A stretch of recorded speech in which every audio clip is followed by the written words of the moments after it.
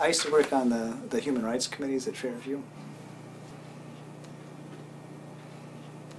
And so there was a time where people who are living in our community now were basically locked up in an institution in Salem.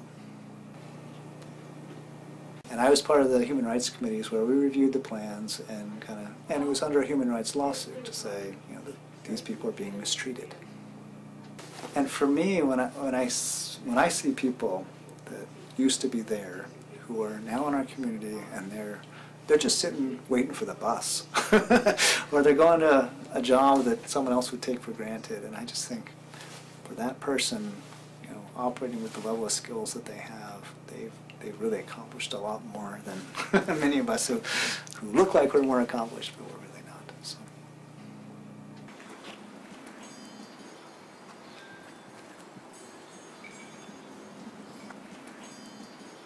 There's a network of support for people with developmental disabilities that encompasses all aspects of community life and all aspects of an individual's life. You know, we have lots of agencies, individuals, families, community partners, just good-hearted people, all working together to provide supports that people need. So, you know, and that range of supports could be all aspects of someone's life. Sometimes it's just finding people with similar interests. Sometimes it's finding an appropriate living situation or a good job fit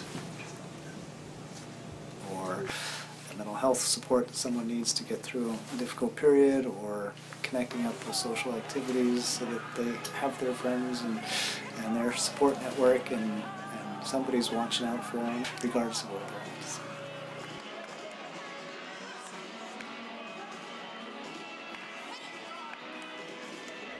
1, 2, back step, 1, 2, back step, and then you go woo, like that. Well, there's a wide range of living options. Probably our fastest growing area is foster homes. And those would be private individuals who open homes to serve people with developmental disabilities and meet their needs in a family-like setting. See what I'm doing? I'm just touching it up, and you did a very nice job. 5 years ago, I decided to do adult foster home, and I love doing it. I really do. With supported living, instead of the individual going to a home to receive care, the caregiver goes to their home to provide the care. That's fine, but if you want, you can just write rent. Oh yeah, dude. That would be fine. Another option would be the group homes, which is a higher level of care. It may be a specialized home around medical needs or a specialized home around behavioral needs. Or we also have generalized group homes that would serve just the general population. Yeah, all right, fish is coming to get me.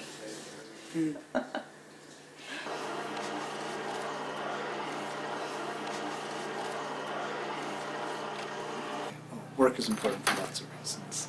People like to bring home a paycheck and they like to be able to support themselves. They also like to have meaningful activity and contribute to their community and feel like that their talents and skills are valued. I do like to work here. I mean, there are hundreds of people with developmental disabilities working in communities. Even in our small community, there are hundreds of jobs being provided by the funding for supporting people with developmental disabilities. And dry them off. They're repressed. So not only are people with developmental disabilities contributing to the local economy and working, but also there's a lot of jobs being created for the caregivers who are providing supports for people with developmental disabilities in our community. I thought I was going to be able to keep him at home with me until he was 21, but his behaviors were too aggressive, and I couldn't deal with them anymore. It became sort of difficult to care for her, lifting her in and out of her chair. I almost dropped her one time because I was by myself. I'm 65 years old. When I'm gone, who's going to look after Cindy? I really couldn't do it. I couldn't do everything anymore. I needed some help.